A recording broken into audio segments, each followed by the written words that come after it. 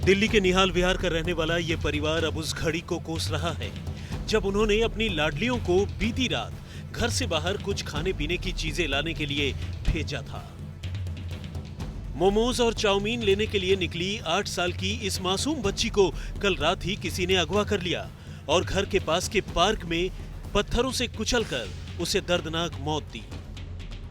अब इतनी छोटी बच्ची से किसी की दुश्मनी तो नहीं हो सकती। ऐसे में पुलिस को यह शक है कि शायद मौत से पहले बच्ची के साथ किसी ने ज्यादती की और राज छुपाने के लिए उसकी जान ले ली।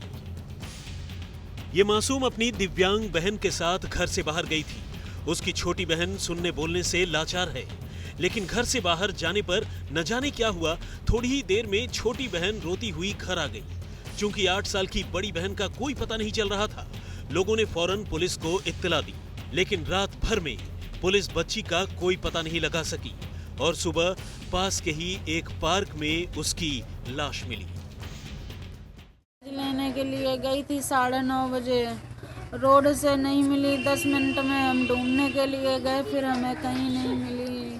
पूरी रात ढूंढते रहे। अभी सुबह 7 बजे के बाद जंगल में मिली। दिल्ली में बच्ची का बर्बर तरीके से कत्ल। घर के बाहर से कातिल ने किया था अगवा। सुबह पास के पार्क में मिली बच्ची की लाश। पुलिस को कत्ल से पहले बलात्कार का शक।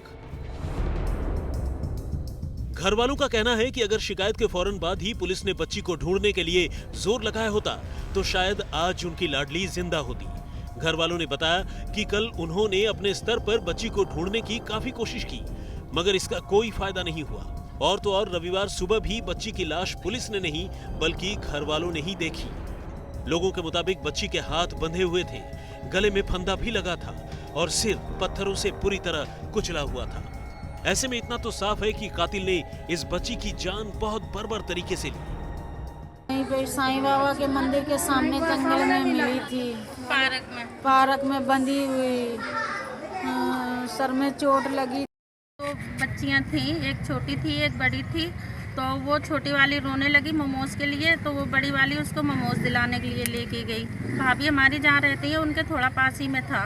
तो वो जब उसके दुकान पे मोमोज नहीं मिले तो छोटी वाली वहाँ से रोके आ गई। वहीं ठेली के पास से वो बड़ी वाली गायब हो गई।